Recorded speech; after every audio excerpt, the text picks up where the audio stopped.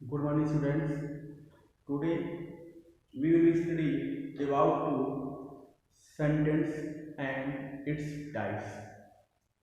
आज हम लोग इंग्लिश ग्रामर में पढ़ेंगे वाक्य क्या होता है और वाक्य के प्रकार कितने हैं।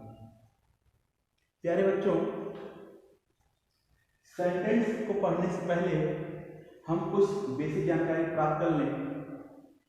अगर आपसे कोई प्रश्न पूछे इंग्लिश अल्फाबेट कितने होते हैं तो मैक्सिमम स्टूडेंट कहेंगे 26 होता है। यानी इंग्लिश अल्फाबेट आपसे कोई पूछे तो मैक्सिमम का आंसर होगा कितना 26। लेकिन ये क्या है, ये गलत है। इंग्लिश अल्फाबेट यानी अंग्रेजी वर्णमाला एक ही है, कितनी है और एक है बच्चों। क्योंकि जो हम इंग्लिश अल्फाबेट पढ़ते हैं वह केवल एक है। अब उसके अंदर इंग्लिश अल्फाबेट में लेटर्स होते हैं। क्या होता है बच्चों? लेटर्स होते हैं जो कितने होते हैं 26। यानी इंग्लिश अल्फाबेट में 26 लेटर होते हैं। Letters divided two parts, vials and consonant. Letters को यानी अक्षरों को दो भागों में बांटा गया है। एक होता है स्वर, एक होता है व्यंजन। वॉयल्स होते हैं बच्चों स्वर और कॉन्सोनेंट होते हैं व्यंजन। वॉयल्स 5 होते हैं, ए, ई, आई, ओ, यू। और कॉन्सोनेंट बच्चों 21 होते हैं। यानी लेटर्स जो 26 होते हैं उनमें से हम 5 निकाल दें, ए, ई, आई, ओ, यू को। इसके बाद जो 21 लेटर्स बच रहे हैं कहलाते हैं हमारे क्या हैं, कॉन्सोनेंट कहलाते हैं बच्चों। लेटर्स, जब हम कई लेटर्स को एक समूह में मिला देते हैं तो बनता है बच्चों वर्ड्स, यानी शब्द बनता है। यानी कई लेटर्स को मिलाने से क्या बनता है बच्चों? वर्ड्स बनता है, तो बोलते हैं हम शब्द बनता है। जैसे किसी का नाम, किसी शहर का नाम कहते हैं राम, श्याम, दिल्ली, मुंबई, कलकत्ता। तो आप क्या कहेंगे? हमने क्या किया है, कई लेटर्स को मिलाया है तो क्या बना है? वर्ड्स बना है, शब्द बना है। यानी कह सकते हैं एक group of letters which make complete sense is called words। और जब हम कई वर्ड्स को मिलाते हैं बच्चों, जब हम कई वर्ड्स को मिलाते हैं तो बनता है क्या? सेंटेंस। यानी जब क्या करते हैं, कई वर्ड्स को मिलाते हैं बनता बच्चों सेंटेंस बनता है, यानी वाक्य बनता है। और जब हम कई वाक्यों को मिलाते हैं बच्चों, क्या करते हैं, जब कई वाक्यों को मिला देते हैं बनता बच्चों पैराग्राफ। शब्द, सेंटेंस, वाक्य और पैराग्राफ। आप इंग्लिश में इन तीनों को पढ़ते होंगे। जब कुछ लेटर को मिलाते हैं तो वर्ड्स बनता है, और जब हम कई वर्ड्स को एक मिला देते हैं तो बनता बच्चों सेंटेंस। और जब हम सेंटेंस को, कई सेंटेंस को हम एक मिला देते हैं तो बनता है क्या? पैराग्राफ। ओके बच्चों, अब देखते हैं सेंटेंस क्या होता है। अगर आपके सामने एक वाक्य लिख दें,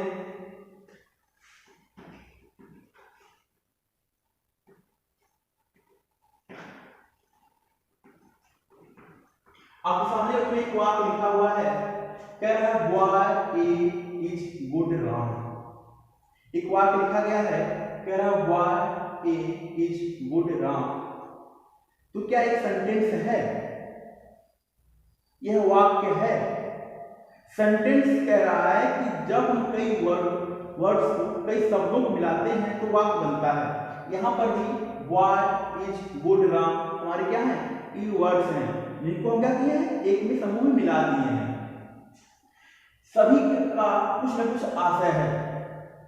जो लिखा गया है इनका क्या है? एक मीनिंगफुल है। ये जो लिखे गए हैं वर्ड्स क्या है? एक मीनिंगफुल है। यानी इनका कुछ आशय है, लेकिन इनका एक कंप्लीट सेंस नहीं निकल रहा। आपसे कह दिया जाए कि क्या इनका कोई कंप्लीट सेंस निकल रहा है, तो आप कहोगे इसका कोई कंप्लीट सेंस नहीं निकल रहा है। मतलब क्या होगा कि वाक्य क्या होते हैं, जब हम अपने भावों को, अपने विचारों को प्रकट करें और सुनने वाला समझ ले कि हमारे भाव क्या हैं, हमारे विचार क्या हैं, तो होता है बच्चों वाक्य। आपसे हम कह दें वाह ए इज गुड राम, ये मेरा भाव है, मैंने इसे प्रकट किया है। अब आप समझ रहे हैं हम कहना क्या चाह रहे हैं, तो कहोगे मीनिंगफुल तो है, इसका कोई आशय तो निकल रहा है, इसका कोई अर्थ है, लेकिन यह इसका कोई कंप्लीट सेंस नहीं निकल रहा है। हम कहना क्या चाह रहे हैं अब वो समझ नहीं पा रहे हैं। लेकिन अगर इन्हीं हम वर्ड्स को एक अरेंज में रख दें, लिख दें यहाँ पे Ram is a good boy, हमने क्या किया, जो ऊपर लिखा हुआ था उन्हीं वर्ड्स को हमने एक अरेंजमेंट रूप में हमने उसको अरेंज कर दिया। हमने क्या किया, उसको अरेंज कर दिया। अब आपसे कहा जाए कि लिखा हुआ है राम इज गुड बॉय, तो आप कहोगे कि हम आपके भाव को, आपके विचारों को समझ गए, यानी हम कहना चाह रहे हैं, आपने क्या किया, उसको समझ लिया आपने। यानी राम एक अच्छा लड़का है, Ram is good boy, Ram एक अच्छा लड़का है। तो इससे आशय क्या निकला बच्चों, इससे आशय यह निकला कि वाक्य, जिस सेंटेंस क्या है, सेंटेंस वर्ड्स का एक ऐसा समूह है जिसका कोई आशय निकले, जिसका कोई आशय निकले, वो हमारा क्या कहलाता है, वाक्य कहलाता है। इसका परिभाषा क्या होगा वह देख लिया जाए।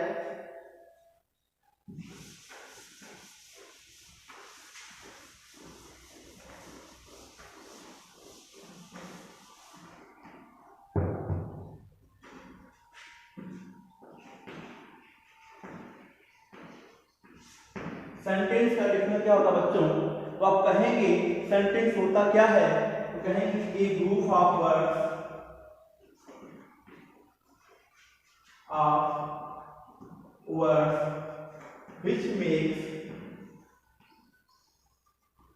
which makes complete sense is called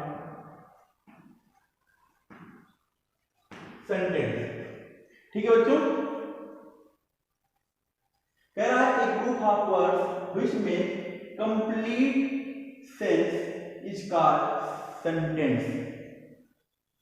it's means, इसका हिंदी देखा जाए तो क्या निकलेगा बच्चों, इसका हिंदी निकलेगा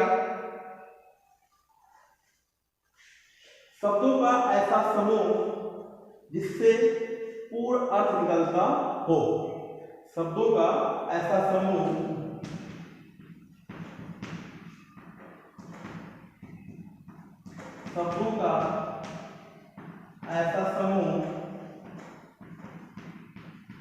जिससे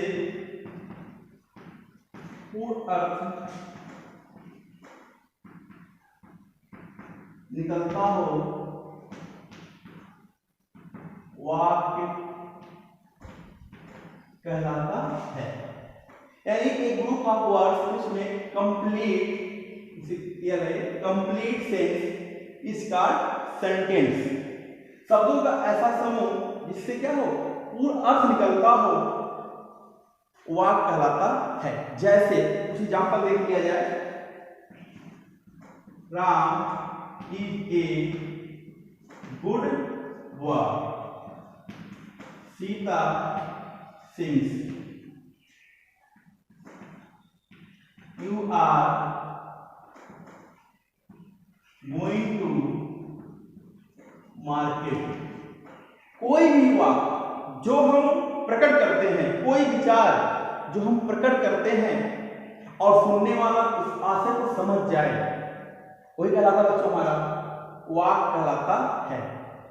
अब देखते हैं वाक्य के प्रकार क्या, काइंड ऑफ सेंटेंस, वाक्य के प्रकार। बच्चों वाक्य 5 प्रकार के होते हैं। पहला हमारा है असर्टिव और डिक्लेरेटिव सेंटेंस, से बोलते हैं सकारात्मक एवं कथात्मक वाक्य। जब हम कोई वाक्य को स्वीकार कर लें, किसी कोई कथन को स्वीकार कर लिया जाए तो हमारा कहलाता है असर्टिव और डिक्लेरेटिव सेंटेंस कहलाता है। जैसे हम कह सकते हैं ए असर्टिव और declarative sentence states a fact और एन ओपिनियन। इसमें क्या हो, कोई फैक्ट हो, कोई ओपिनियन हो, तो हमारा कहलाता है असर्टिव सेंटेंस कहलाता है। असर्टिव सेंटेंस के एंड में हम लगाते हैं बच्चों फुल स्टॉप लगाते हैं। और असर्टिव सेंटेंस को हम 2 प्रकार से डिवाइड करते हैं। एक होता है हमारा अफर्मेटिव सेंटेंस, से बोलते हैं सकारात्मक वाक्य। एक होता है हमारा निगेटिव सेंटेंस, से बोलते हैं हम नकारात्मक वाक्य। जैसे आपसे कह दिया है, कोई वाक्य लिख लीजिए आप, Sita is a good girl. Sita एक अच्छी लड़की है, ये हमारा ओपिनियन है, ये हमारा एक ओपिनियन है, ठीक है। इस जो अफर्मेटिव में लिखा गया है, आप इसको आप इस ओपिनियन को आप मानते हैं कि नहीं मानते हैं वो अलग है। हमारा ओपिनियन क्या है कि सीता ये गुड गर्ल, सीता एक अच्छी लड़की है। आगे कहते हैं he is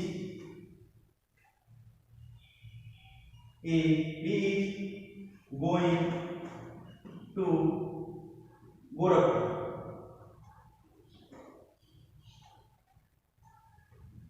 is going to Gorakhpur, वह गोरखपुर जा रहा है। My name is Ramesh, he is a good singer, you are not mad boy, मतलब तुम एक पागल लड़की नहीं हो। आगे कह सकते हैं Sita is not a good girl, यानी जहां पे निगेटिव आ जाए और अफर्मेटिव आ जाए, वहां ओपिनियन हो, फैक्ट हो, तो वहां कहलाएगा हमारा असर्टिव सेंटेंस कहलाएगा। जहां कोई ओपिनियन दे या कोई अपना कोई फैक्ट दे वहां पे। आगे कह रहा बच्चों नंबर 2 आता है हमारा इंट्रोगेटिव सेंटेंस, निकालते हैं हिंदी में प्रश्नवाचक वाक्य। यहाँ पे कह सकते हैं, यहाँ पे an interrogative sentence ask a question about someone और समथिंग्स, यानी इसके द्वारा हम किसी से कोई प्रश्न पूछते हैं, किसी के बारे में या किसी वस्तु के बारे में।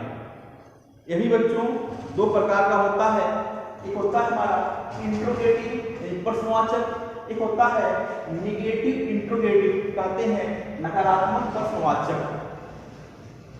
इसमें हम प्रश्न पूछते हैं और रिप्लाई में यस और नो आता है, और इसके आखिरी में लगाते हैं क्वेश्चन मार्क, यानी ये सेंटेंस जब पूरा हो जाएगा वहां लगाएंगे हम क्वेश्चन मार्क लगाएंगे। जैसे कह रहे हैं हम व्हाट इज योर नेम, यहां लगेगा हमारा क्वेश्चन मार्क लगेगा। जहां पे हम प्रश्न पूछें और सामने वाला यस या नो उत्तर दे, जैसे कहेगा व्हाट इज योर नेम, बताने वाला है तो कहेगा my name is Ramesh, my name is Sohan. हम कहते हैं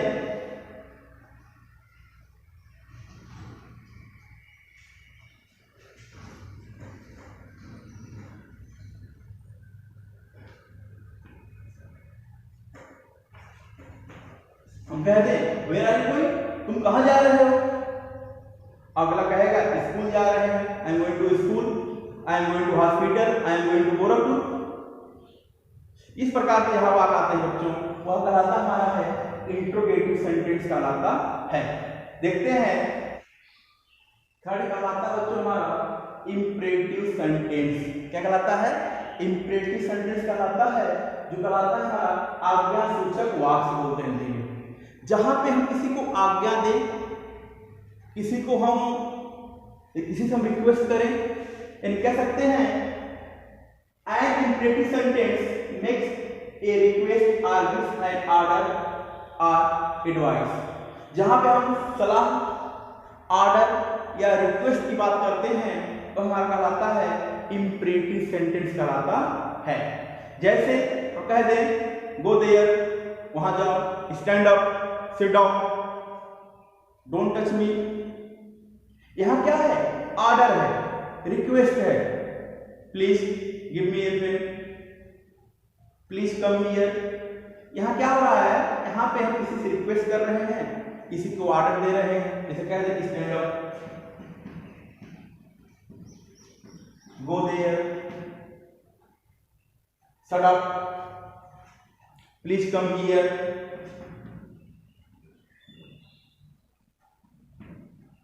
ये सब क्या है? ये हमारा कहलाता है आज्ञा सूचक वाक्य बोलते हैं imperative sentence. And an imperative sentence makes a request और गिव्स एन ऑर्डर और एडवाइस।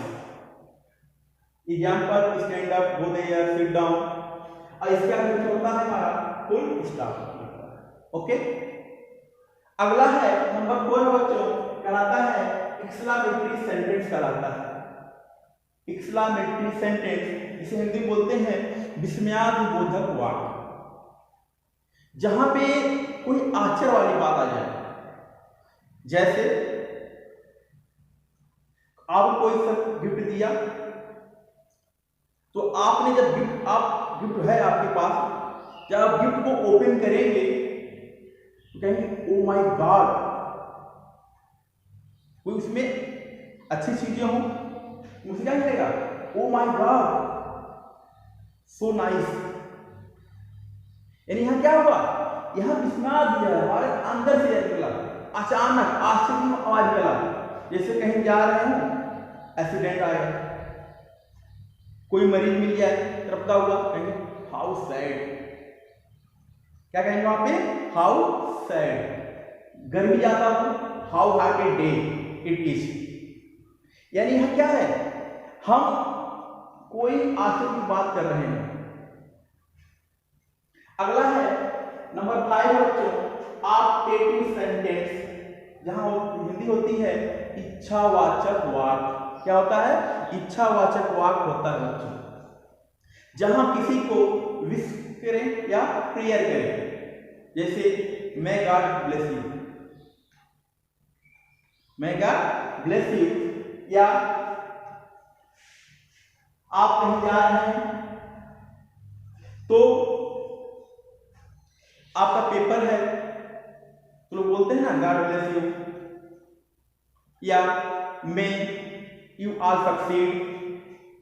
इस प्रकार से जहां पर अपनी विश हम करें या किसी से प्रार्थना करें, प्रेयर करें किसी के लिए, ठीक है, चिरंजीवी हो,